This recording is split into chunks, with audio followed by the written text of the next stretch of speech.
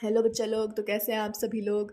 तो भाई हम आज जो अपना चैप्टर कर रहे हैं, मैथ्स का चैप्टर कर रहे हैं 12th क्लास का, वो है मैट्रिसेस एंड डिटर्मिनेंट्स। तो अभी 12th वाले बच्चे सोचेंगे अभी अभी तो हमने सारे चैप्टर आप 11th के करवाओ ना। आप करवाएंगे बेटा, 11th के भी करवाएंगे। इससे जो नेक्स्ट चैप्टर होगा वो होगा हमारा सेट्स। कौन सा चैप्टर होगा? सेट्स। ठीक है, या फिर आप बता सकते हो कि कौन सा करवाना है, मैं वो करवा दूँगी। ठीक है, आ गया समझ में। तो सबसे पहले आज हम अपना मैट्रिसेस का चैप्टर करते हैं। मैट्रिसेस और डिटर्मिनेंट पूरा चैप्टर करेंगे एक साथ। तो इसके अंदर सबसे पहले आता है कि भाई मैट्रिक्स क्या होता है। मैं डेफिनेशंस नहीं पढ़ रही हूँ, मैं आपको सीधा समझा रही हूँ। कोई भी ऐसा सेट mn नंबर्स का जो अरेंज हो एक रेक्टेंगुलर फॉर्म के अंदर अवे ऑफ m रोज और n रोज, जिसके अंदर n कॉलम्स हो और m रोज हो, उसको हम कहते हैं m बाई n मैट्रिक्स। और इसको हम m बाई n कहते हैं, m क्रॉस n नहीं कहते। ठीक है, जो i होता है इसके अंदर वो रिप्रेजेंट करता है रोज को। मैंने सब कुछ लिख दिया है। जो जे है वो कॉलम्स को रिप्रेजेंट करता है। इतना टाइम नहीं है हमारे पास कि हम कुछ करेंगे। ठीक है, मतलब कि पढ़ पढ़ के एक एक वर्ड पढ़ पढ़ के करेंगे। तो M cross N order of matrix होता है। मैं बहुत ज़्यादा जल्दी जल्दी पढ़ा रही हूँ 2x की स्पीड पे, तो आपको 2x की स्पीड करने की ज़रूरत नहीं है। अगर आप करोगे तो आपको 4x लगेगी वो। ठीक है, देखो टाइप्स ऑफ मैट्रिक्स क्या होती है। मैट्रिक्स की जो फर्स्ट टाइप होती है उस वो होती है रो मैट्रिक्स। रो मैट्रिक्स के अंदर क्या होती है? सिर्फ एक ही रो होती है। मैट्रिक्स के अंदर क्या होती है? सिर्फ एक रो, तो उसको कहेंगे हम रो मैट्रिक्स। कॉलम मैट्रिक्स यानी कि जिसके अंदर सिर्फ एक ही कॉलम होता है, उसको कहेंगे हम कॉलम मैट्रिक्स। अगला आता है स्क्वायर मैट्रिक्स। स्क्वायर मैट्रिक्स के अंदर क्या होता है? जो नंबर ऑफ रोज होती है वो नंबर ऑफ कॉलम्स के इक्वल हो जाती है। नंबर ऑफ रोज किसके इक्वल होती है? नंबर ऑफ कॉलम्स के। अगली आती है डायगोनल मैट्रिक्स।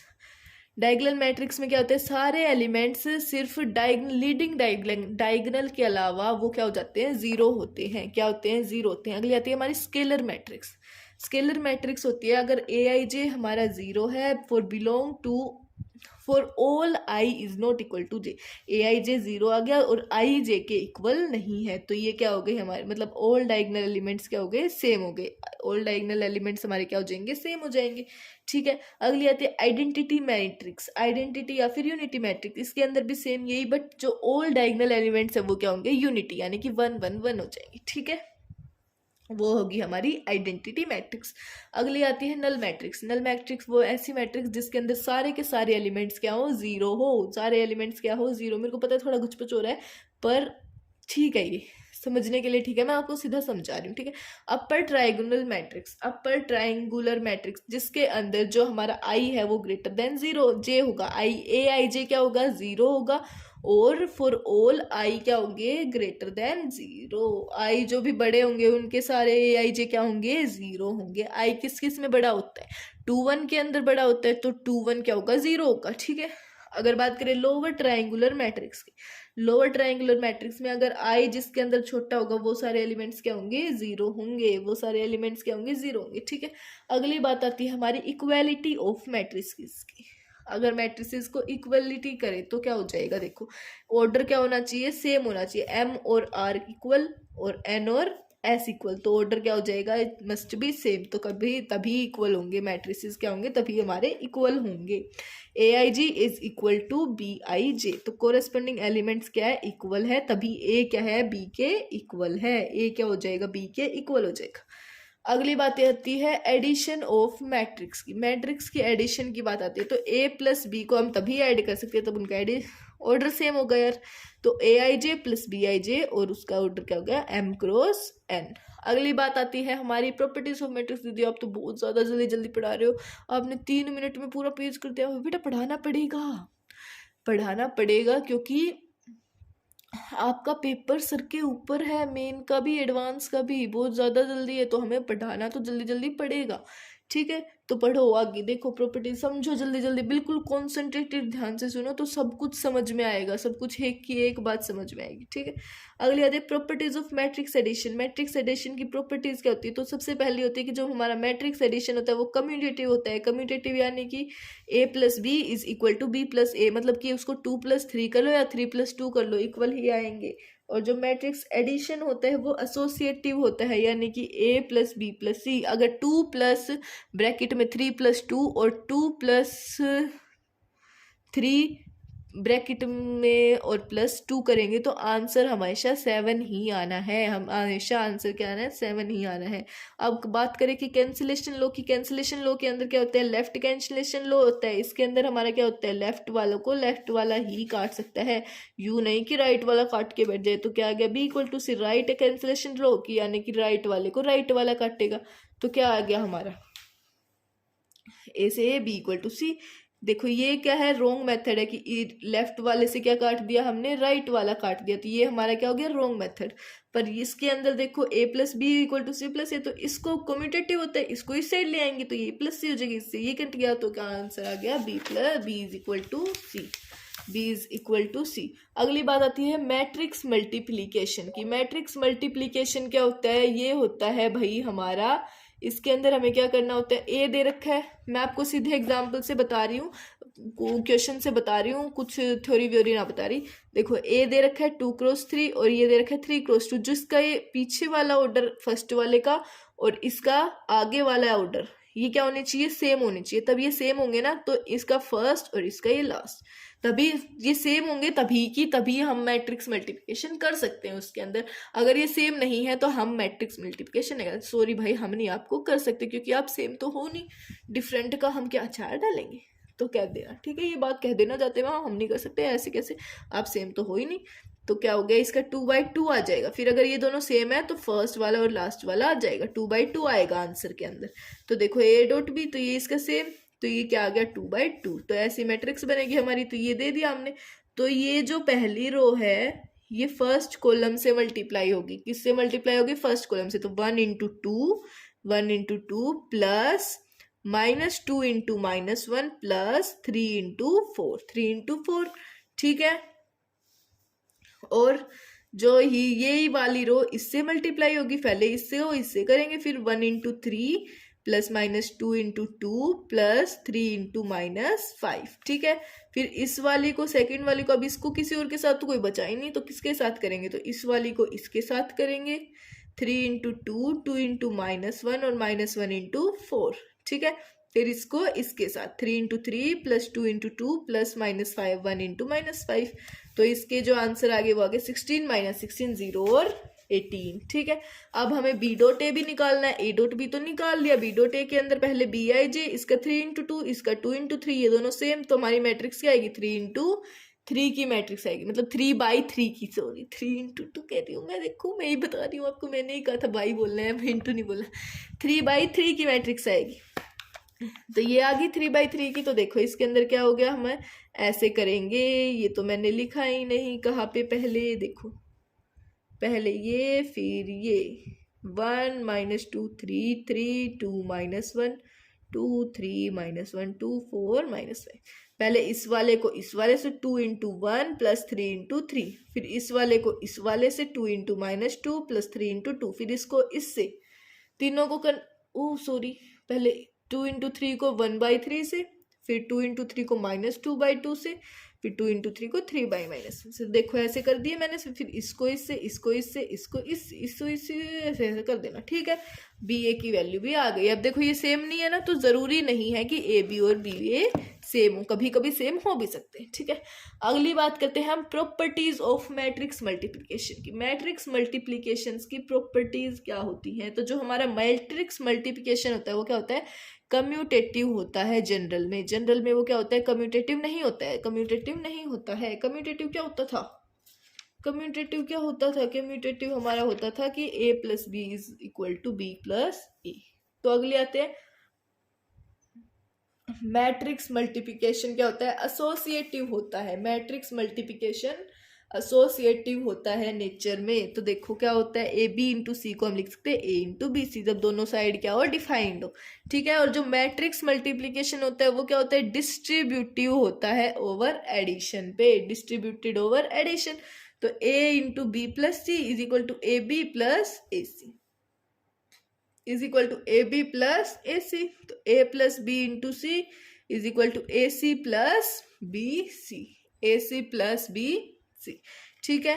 PMI जो है वो बोर्ड्स के लिए, बट मैं आपको बता दूंगी, पर अभी नहीं, बाद में बताऊंगी, ठीक है। पर पीएमआई की हमें इतनी ज़रूरत नहीं पड़ती है ऐसे में, वो हम अपने आप निकाल सकते हैं जो हमें आता है। पीएमआई थोड़ा बहुत इतना तो आता ही। ठीक है, अगली बात करते हैं ट्रांसपोज ऑफ मैट्रिक्स। मैट्रिक्स के ट्रांसपोज की बात करें तो इसके अंदर जो हमारी रो होती है उसको हम चेंज कर देते हैं कॉलम के अंदर। रो को हम किसके अंदर चेंज कर देते हैं? कॉलम में चेंज कर देते हैं। तो देखो ये ए दे रखा है, ये हमारी रो है, इसको हम कॉलम में चेंज कर 0 1 2 0 9 6, इसको ऐसे कॉलम में चेंज कर देंगे 0 9 6, कॉलम को रो में कर देंगे। ठीक है, तो ये क्या आगे कॉलम क्या था हमारा? कॉलम 0 0 था, इसको कर दिया रो में ऐसे। ठीक है, तो ये 2/3 की आ गई, तो किसकी मैट्रिक्स आ गई? 3/2 की। किस में चेंज कर दिया? रो और कॉलम को चेंज कर दिया। अगला आता है properties of transpose of a matrix. Matrix के ट्रांसपोज की प्रॉपर्टीज क्या होती है? तो फर्स्ट होता है, अगर ए ट्रांसपोज दे रखा है और हम उसका भी ट्रांसपोज कर दे, ए का ट्रांसपोज कर दिया और हम उस वाले का भी ट्रांसपोज कर दे, तो वापिस से हमें दे देगा ए, क्योंकि हमने पहले रो को कॉलम में चेंज किया, फिर कॉलम को वापिस से रो में चेंज कर देंगे, तो आ तो सेम ही जाएगा ना, तो ए मिल जाएगा हमें। अगर हम बात करें हम ए प्लस बी का ट्रांसपोज कर दे एक साथ, तो आ जाएगा A transpose plus B transpose.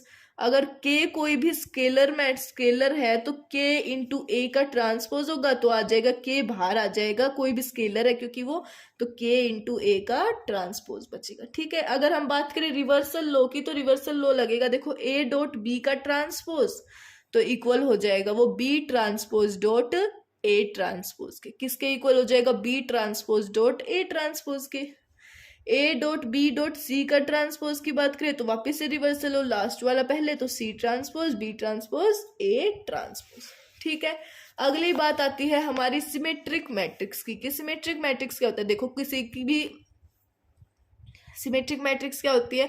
वो एक स्केलर मैट्रिक्स होती है पहले तो देखो अगर कोई भी एलिमेंट ए दे रखा है हमें, ए का अगर हम ट्रांसपोज कर दे और वो वापस से ए के इक्वल आ जाए, सेम आ जाए, तो जो हमारी मैट्रिक्स आएगी वो आ जाएगी हमारी सिमेट्रिक मैट्रिक्स। तो हमारी क्या आ जाएगी? Symmetric matrix. और अगर हमें स्क्वीज सिमेट्रिक मैट्रिक्स पता करनी हो तो कोई भी ए दे रखा है उसका अगर हम ट्रांसपोज कर देंगे तो हमारा आंसर अगर माइनस ए आ जाता है तो वो होती है हमारी स्क्यू सिमेट्रिक मैट्रिक्स। क्या होती है? Skew symmetric matrix. अगली बात आती है हर्मिटियन मैट्रिक्स की। हर्मिटियन मैट्रिक्स क्या होती है? तो इसके अंदर जैसे कोई भी ए दे रखा है हमें, देखो ये ए दे रखा है, ए बार का मतलब होता है कॉन्जुगेट ऑफ ए, ए बार का मतलब क्या होता है? कॉन्जुगेट ऑफ ए। तो इसके अंदर क्या करेंगे हम, जो ट्रांसपोज, इसके अंदर क्या करेंगे, पहले एक कॉन्जुगेट बनाएंगे, तो इसके अंदर आयोटा से माइनस आयोटा में चेंज कर देंगे, तो 3 ये माइनस आयोटा हो गया, तो 1 प्लस आयोटा 1 माइनस आयोटा और -2, तो इसका ले लेंगे हम ट्रांसपोज। इसका क्या ले लेंगे? ट्रांसपोज। तो ए स्टार आ गया, तो ट्रांसपोज ऑफ ए क्या आ गया हमारा? Hermitian matrix. यानी कि ए के इक्वल अगर ये आ जाता है 3 1 माइनस आयोटा 1 प्लस आयोटा -2, तो ये क्या आ गया? ए के इक्वल आ गया, तो ये होती है हमारी हर्मिटियन मैट्रिक्स। कॉन्जुगेट लेना है पहले, उसका आयोटा से माइनस आयोटा में चेंज करना है, फिर कॉन्जुगेट लेने के बाद उसका ट्रांसपोज लेना है। अगर ट्रांसपोज हमारा ए के इक्वल आ जाता है उसका कॉन्जुगेट का, तो हमारी वो हर्मिटियन मैट्रिक्स है। और स्क्यू हर्मिटियन में पहले कॉन्जुगेट लेंगे, फिर कॉन्जुगेट का ट्रांसपोज लेंगे, अगर वो ट्रांसपोज हमारा माइनस ए आ जाता है तो वो स्क्यू हर्मिटियन मैट्रिक्स होती है। कौन सी मैट्रिक्स होती है? स्क्यू हर्मिटियन मैट्रिक्स होती है। ठीक है, अगली बात करते हैं डिटर्मिनेंट्स की, कि हमारे डिटर्मिनेंट्स क्या होते हैं आखिर मैट्रिक्स पर। अब आप कहोगे कि दीदी आपने एडजॉइंट तो बताया नहीं, कि एडजॉइंट क्या होता है? बेटा बताऊंगी, पहले डिटर्मिनेंट्स कंप्लीट कर लेते हैं उसके बाद बताऊंगी। आपने ना ही क्रेमर रूल बताया, ना ही कोई वैसे वाले वो क्वेश्चन आते हैं बड़े बड़े, वो सोल्व नहीं करवाऊंगी बेटा, अभी रुक जाओ, मैं डिटर्मिनेंट्स करवा देती हूँ, उसके बाद सब कुछ करवाऊंगी। ठीक है ठीक है ठीक है, चल। डिटर्मिनेंट क्या होता है? कोई भी स्क्वायर मैट्रिक्स जो एसोसिएटेड हो एक में, मतलब मैं बता रही हूँ पहले आपको कि ऐसे मैं सारे सभी के सभी टॉपिक्स करवाऊंगी, यूँ मत सोचो कि आप कुछ छुड़वा दूंगी, पर कुछ नहीं छुड़वाऊँ, सारे टॉपिक्स करवाऊंगी इसी के अंदर, बट उनका सीक्वेंस थोड़ा अलग अलग है, कि इसका सीक्वेंस ऐसे है, इसका सीक्वेंस ऐसे। ठीक है, तो डिटर्मिनेंट की बात करें, कोई भी स्क्वायर मैट्रिक्स है वो एसोसिएट है किसी भी नंबर से, किसी भी नंबर से एसोसिएट है या फिर एक्सप्रेशन से, तो उसको हम कहते हैं डिटर्मिनेंट। क्या कहते हैं? डिटर्मिनेंट। तो देखो determinant of A is equal to A I J. ठीक है, अब हमें निकालना हो कि भाई इसका डिटर्मिनेंट निकालो, तो क्या हो जाएगा? पहले ऐसे ऐसे लगाएंगे इस पे, तो ये 2 3 ये दे रखा है, अगर हम फर्स्ट रो से इसको ओपन करें तो क्या आएगा? डेल्टा इज इक्वल टू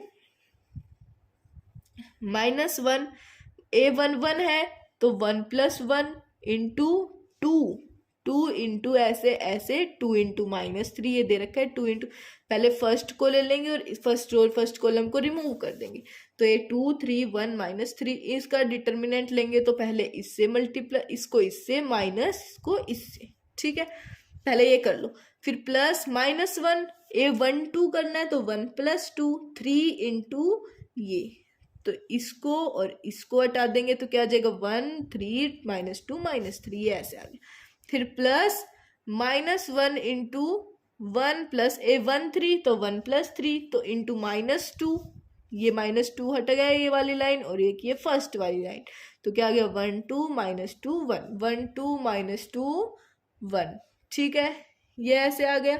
अब इसको भी ऐसे ही सोल्व करना है तो 2 ये क्या हो गया -1 की पावर स्क्वायर तो क्या हो गया 1 ही आ गया, तो 2 into 3 to the 6 -3 to the -6 -3 ये क्या आ गया 1 -1 का cube -3 into -3 plus -6 plus minus minus plus 6 minus का 2 इंटू 1 +4, तो ये हमारा आंसर आ गया -37, ठीक है। अगली बात करें माइनस की, तो जो माइनर होते हैं वो हमेशा स्क्वायर मैट्रिक्स के होते हैं, किसके लिए होते हैं हमेशा स्क्वायर मैट्रिक्स के लिए होते हैं।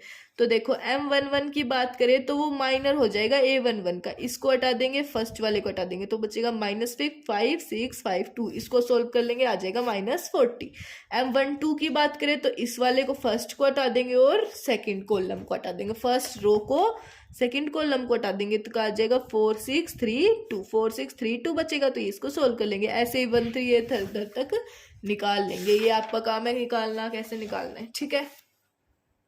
अगला आता है कोफैक्टर मैट्रिक्स। कोफैक्टर मैट्रिक्स की बात करें तो ये भी हमेशा स्क्वायर मैट्रिक्स के लिए होती है, इसके अंदर भी क्या निकालना है माइनर हमें दे रखा है, माइनर निकाल लिया तो उसके आगे क्या करना है एक -1 का साइन निकाल देना है और ऊपर i+j कर देना है, ऊपर i+j कर देना है, यानी कि 1 प्लस मतलब कि अगर A11 निकाले तो 1+1 तो स्क्वायर हो जाएगा तो माइनस का हट जाएगा, अगर स्क्वायर नहीं होता है तो क्या आ जाएगा -MIG, ठीक है ऐसे निकालना है। देखो इसके अंदर क्वेश्चन वही है C11 1+1 तो ये -40 का -40 रहा, ठीक है C12 ये माइनस आ गया तो -10 का 10 हो गया, ऐसे ही सभी के अंदर निकाल लिया हमने, ठीक है देख लो आप अच्छे से निकाल लेना एक बार।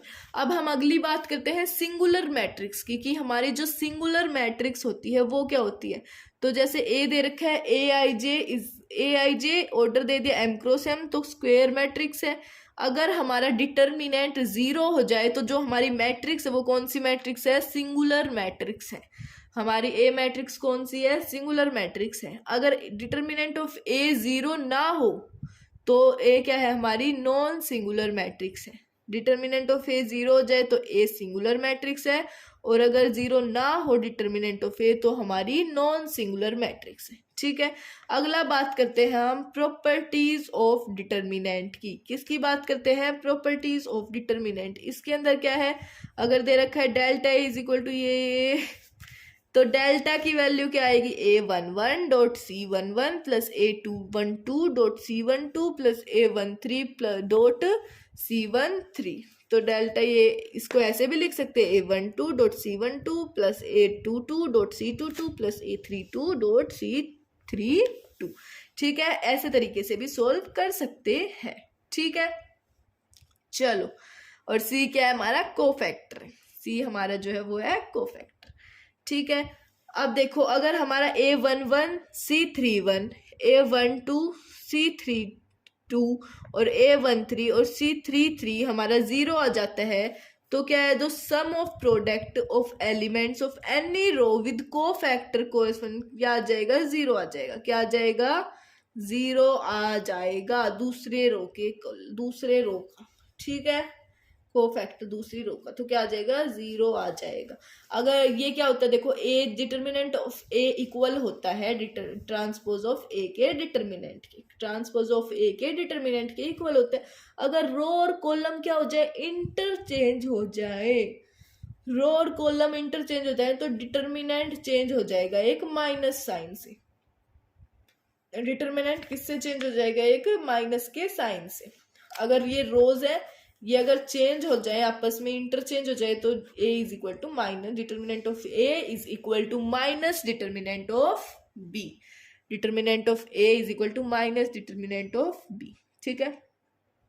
अगर कोई भी दो रो और कॉलम दे रखे हैं किसी भी स्क्वायर मैट्रिक्स के, तो आइडेंटिकल है, तो उसका डिटर्मिनेंट क्या होगा? जीरो हो जाएगा। उसका डिटर्मिनेंट क्या हो जाएगा? जीरो हो जाएगा। जैसे कि यहाँ पे भी 1 1 1 और यहाँ पे भी 1 1 1, तो ये इसका डिटर्मिनेंट पूरे का क्या हो जाएगा? जीरो हो जाएगा। ठीक है। अगर कोई भी के स्केलर इसके अंदर दे रखा है मल्टीप्लाई में, तो के बाहर आएगा विद का पावर n, और n है ऑर्डर ऑफ मैट्रिक्स। n क्या है? Order of matrix. ये सिर्फ स्क्वायर मैट्रिक्स के लिए होगा। देखो, अगर ईच एलिमेंट ऑफ रो और कॉलम, किसी भी रो और कॉलम का कोई भी एलिमेंट जीरो है, तो डिटर्मिनेंट की वैल्यू भी क्या है? जीरो है। मतलब कि पूरी रो अगर जीरो हो गई तो पूरा डिटर्मिनेंट की वैल्यू क्या है? जीरो है। पूरे डिटर्मिनेंट की वैल्यू क्या है? जीरो है। ठीक है। अब देखो, अगर ए दे रखा है डायगनल a11 a22 a33, तो डिटर्मिनेंट क्या आ जाएगा? a11 into a22 into a33। ठीक है। अब determinant of a dot b का पूरे का क्या लिख सकते हैं? Determinant of a into determinant of b। Determinant of a into determinant of b। ठीक है। अब देखो, ए दे रखा है हमें aij n क्रॉस n, तो c की वैल्यू क्या आ जाएगी हमारी? मतलब कि पूरे डिटर्मिनेंट की वैल्यू क्या आ जाएगी? कोफैक्टर्स की, तो आ जाएगी determinant of n minus one. Determinant of n minus one. ठीक है। आगे बात करें, अगर रो कॉलम ऑपरेशन की बात करें, तो देखो इसके अंदर हम ऐसे करेंगे, r1 प्लस के r2 प्लस कर सकते हैं, बस इसके अंदर मल्टीप्लाई हम नहीं कर सकते। इसके अंदर हम मल्टीप्लाई नहीं कर सकते, तो आ जाएगा a11 प्लस के a21, a12 प्लस के a22, a13 प्लस के a23 प्लस a21 a2, ऐसे आगे ये आगे। ठीक है। तो r1 से लेके r1 डॉट r2 हम नहीं कर सकते।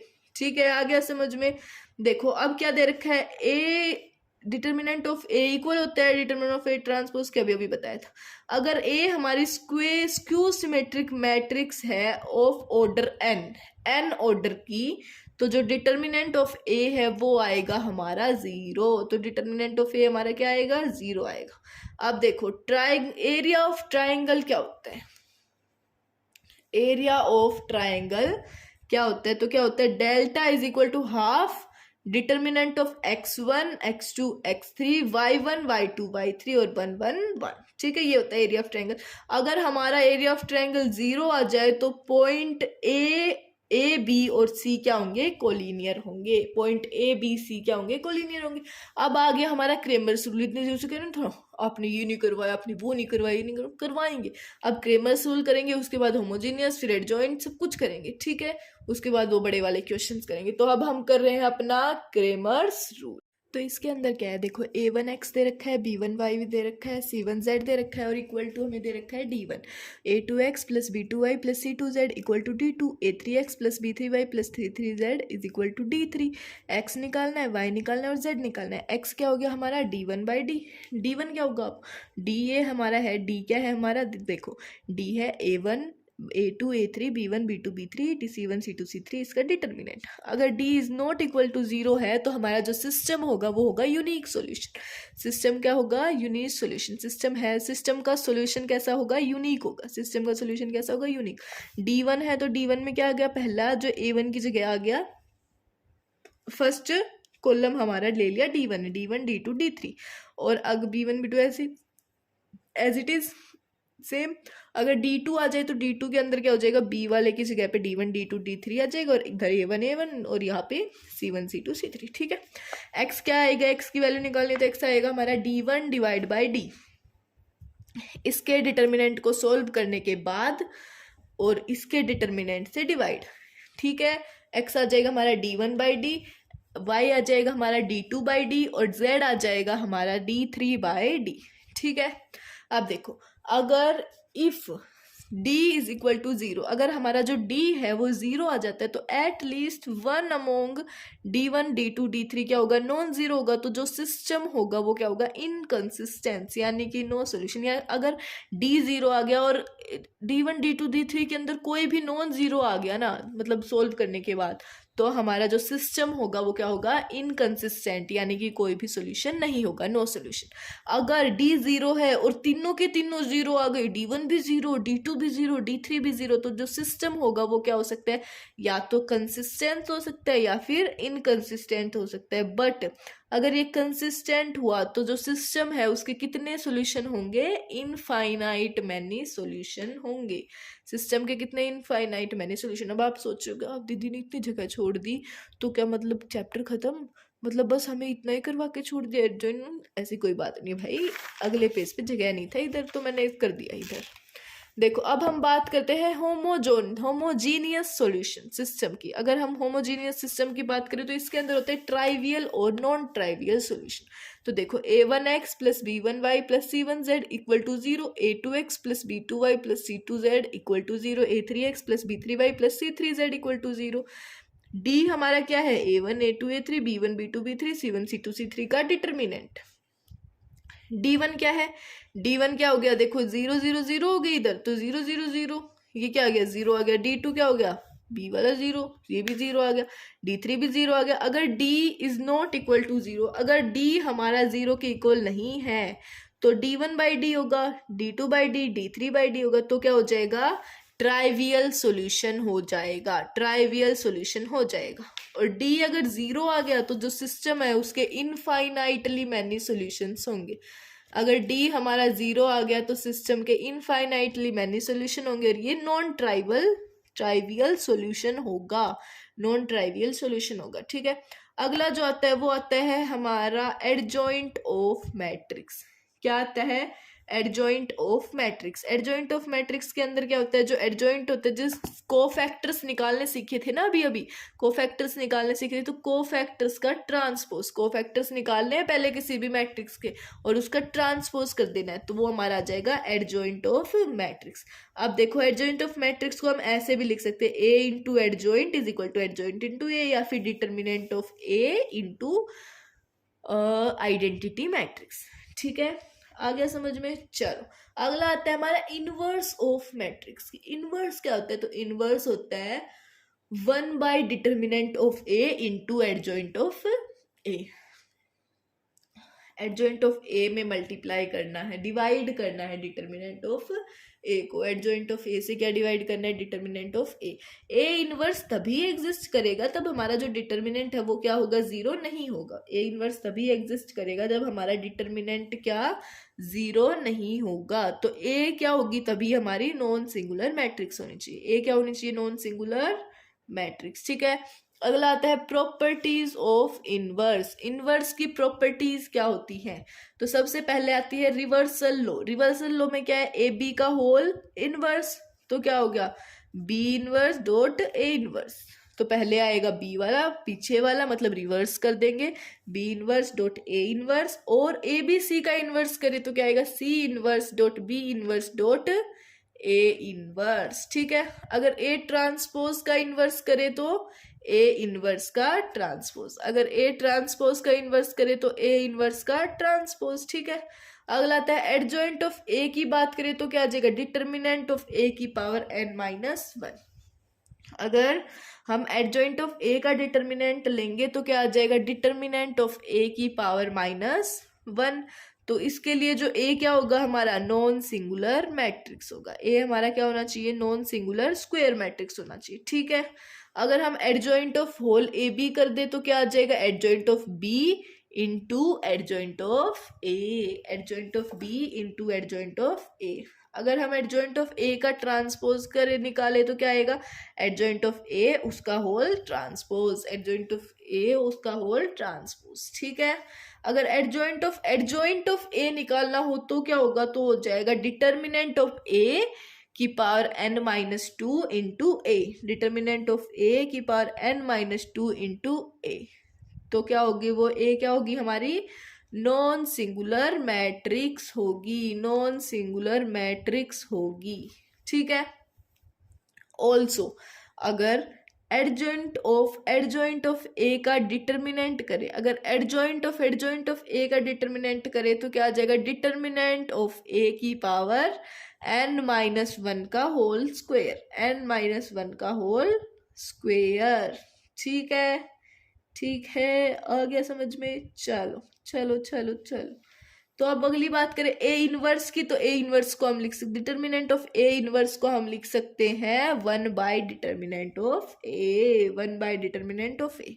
अब अगली जो चीज आती है वो इम्पोर्टेंट चीज है हमारी, देखो एडजॉइंट ऑफ ए का अगर हम इनवर्स करें तो उसको हम लिख सकते हैं 1/डिटर्मिनेंट ऑफ ए इंटू ए, 1/डिटर्मिनेंट ऑफ ए इंटू ए। ठीक है, तो a इज इक्वल टू क्या गया, determinant of a into adjoint of a का इनवर्स, एडजॉइंट ऑफ a का इनवर्स। ठीक है, अब जो ये क्वेश्चन है, मतलब ये टॉपिक है inverse by elementary row transformation, inverse by elementary row transformation, ये जेई के लिए बहुत ज्यादा इंपॉर्टेंट कंसेप्ट है। तो इसके अंदर क्या होता है, देखो a हमें दे रखा है, इसके अंदर हमें a इज इक्वल टू आई ए निकालना है, आई ए रखना है, पुट कर देना है, और ए इनवर्स हमें निकालना है इस मेथड से, इस मेथड से हमें क्या निकालना है, ए इनवर्स निकालना है। तो देखो इसके अंदर क्या आ जाएगा, ए इक्वल टू आई ए रख देंगे, तो ए ये हो गया 3 -1 -2 2 0 -1, ये ऐसे आ गया। तो आइडेंटिटी मैट्रिक्स रख दी 3/3 की है, तो इधर भी इसको भी 3/3 की रख देंगे, तो डॉट ए।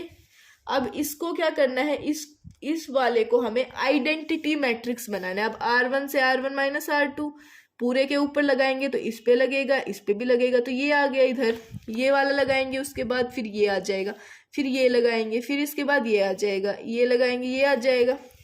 ऐसे करते करते हम इसको लगाते लगाते इनके ऊपर ये प्रॉपर्टीज, तो हमारा जो आ जाएगा वो आएगा आइडेंटिटी मैट्रिक्स, इधर आ गई हमारी, और इधर बन जाएगा ये, ऐसे लगाते लगाते इधर ये बन जाएगा डॉट ए, तो ये क्या हो जाएगा, ये इधर आएगा तो ए इनवर्स, तो ये बना देगा ए इनवर्स, ऐसे आ जाएगा हमारा ए इनवर्स। ठीक है, ये आपको अच्छे से समझ में आ गया है, आ गया समझ में अच्छे से। चलो very good very good very good बच्चों। अब जो हमारा अगला टॉपिक आता है वो टॉपिक हमारा है solution of simultaneous linear equation, solution of simultaneous linear equation. इसके अंदर क्या पढ़ेंगे हम, सबसे पहले non homogeneous system of linear equation पढ़ेंगे। ये मैंने लिख नहीं रखा है, मैं आपके लिए लिख के लेके आती हूँ 1 मिनट में। ठीक है, रुको, पॉज करके लिख के लाती हूँ, रुको रुको, आ गई हूँ मैं लिख के। देखो तो अब इसके अंदर क्या है, सबसे पहले हम पढ़ रहे हैं, सबसे पहले नहीं, इसके बाद हम पढ़ रहे हैं non homogeneous system of linear equation. इसके अंदर मैंने इक्वेशन लिख दी है, ये देख लो, तीनों इक्वेशंस लिख दिए। इसके बाद मैंने यहाँ पे लिख दिया ए क्या है हमारा, A1 B2 है, मतलब A1 A2 A3, B1 B2 B3, C1 C2 C3, ये हो गया। B हमारा हो गया D1 D2 D3, और X X Y Z। हमें डिटर्मिनेंट निकालना। देखो अगर हमारा डिटर्मिनेंट नॉट इक्वल टू 0 आ गया, अगर हमारा डिटर्मिनेंट नॉट इक्वल टू 0 आ गया, तो जो हमारा सिस्टम है वो कैसा होगा, यूनिक सॉल्यूशन होगा। तो हमारा सिस्टम कैसा होगा, यूनिक सॉल्यूशन होगा। ठीक है, गिवन दे रखा है x क्या है, a इनवर्स b, x है हमारा a इनवर्स b। अगर हमारा डिटर्मिनेंट ऑफ a 0 होगा तो हमें निकालना है adjoint of a into B. तो हमें क्या निकालना है, एडजॉइंट, मतलब निकालना है adjoint of a into B. अगर 0 और डिटर्मिनेंट ऑफ a भी 0 आ गया और adjoint of a into B हमारा नॉन 0 आ गया, तो हमारा जो सिस्टम होगा वो क्या होगा, नो सॉल्यूशन, उस सिस्टम का कोई सॉल्यूशन नहीं होगा, और सिस्टम कैसा होगा, इनकंसिस्टेंट, सिस्टम हमारा कैसा होगा, इनकंसिस्टेंट। अगर हमारा डिटर्मिनेंट 0 आता है और अगर हमारा adjoint of a into B भी 0 आ जाता है, तो जो हमारा सिस्टम है उसके कितने सॉल्यूशन होंगे, इनफाइनाइटली मैनी सॉल्यूशन। तो सिस्टम के इनफाइनाइटली मैनी सॉल्यूशन होंगे। ठीक है, अगला आता है solution of homogeneous system, solution of homogeneous system matrix method से। तो ये हमें दे रखा है, इसके अंदर 0 0 0 दे दिया, तो a की वैल्यू दे दी, ये determinant of a is not equal to 0 है। अगर determinant of a is not equal to 0 होगा तो जो सिस्टम है वो यूनिक सॉल्यूशन होगा, यानी कि ट्राइवियल सॉल्यूशन होगा, यानी कि ट्राइवियल सॉल्यूशन होगा। तो गिवन है x 0 है, y भी 0 है और z भी 0 होगा। ठीक है, अगर determinant of a is equal to 0 होगा तो जो हमारा सिस्टम है उसका इनफाइनाइटली मैनी सोल्यूशन होगा। जो हमारा a इक्वल टू 0 है तो उसका क्या हो जाएगा, इनफाइनाइटली मैनी सोल्यूशन, यानी कि non trivial solution, non trivial solution. अब आता है लास्ट, आता है क्वेश्चन। अब आप कहोगे दीदी बस इतना ही करवाना था तो वापस क्यों गए लिख के लाए, पहले लिख लेते। भाई टाइम नहीं बचा था और क्लास का टाइम हो गया तो मैंने पहले लिखा है, सोचा कर लेंगे, कोई बात नहीं, 3-4 मिनट ही फालतू, कोई ना। देखो अब हमें सोल्व करना है क्वेश्चन। तो देखो इसके अंदर हमें ये दे रखी है इक्वेशंस दे दी, तो a की वैल्यू लिख ली है मैंने 113 -216 1 -1 -5। डिटर्मिनेंट ऑफ ए क्या है, 0 है। सिस्टम क्या है, infinitely many solution, system has infinitely many solution. अब कंसिडर करेंगे दो इक्वेशंस को, तो x -2y क्या दे दिया, -k, क्योंकि z को हमने क्या मान लिया है, k, z को k मान लिया, तो ये उस साइड गई है इक्वेशन, इस साइड गया तो क्या आ गया, -k, x + y k, z को मान लिया k। ठीक है, अब a हमारा आ गया 1 1 -2 1, b हमारा आ गया -k k, और x आ गया x और y। ठीक है, अब डिटर्मिनेंट ऑफ a क्या आया, इसको सोल्व करने के बाद हमारा आया 3 प्लस का 3, तो क्या है ये नॉट इक्वल टू 0 है।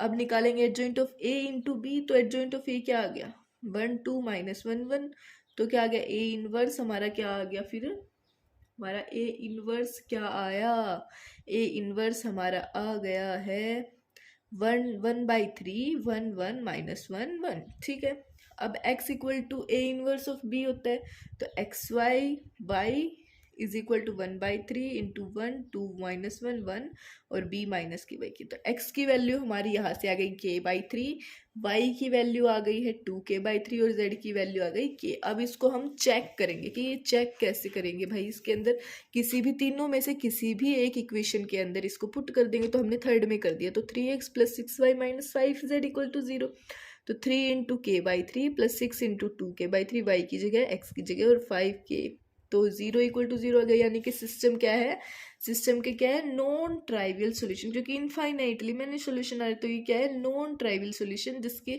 x की वैल्यू है k/3, y की वैल्यू है 2k/3 और z की वैल्यू है k। ठीक है, हमारा जो मैट्रिक्स और डिटर्मिनेंट है वो खत्म हो गया है। इसके बाद हम जो चैप्टर करेंगे वो करेंगे सेट। कौन सा चैप्टर करेंगे, सेट, 11th का, ये हमारा 12th का है। ठीक है, थैंक यू सो मच बच्चों, आपने ऐसे देखा, इस वीडियो को इतने अच्छे से देखा, thank you so much. Please like share and subscribe, thank you. और नोट्स के लिए डिस्क्रिप्शन में दिए गए लिंक के ऊपर क्लिक करके वो ग्रुप ज्वाइन कर लो टेलीग्राम। ठीक है, थैंक यू।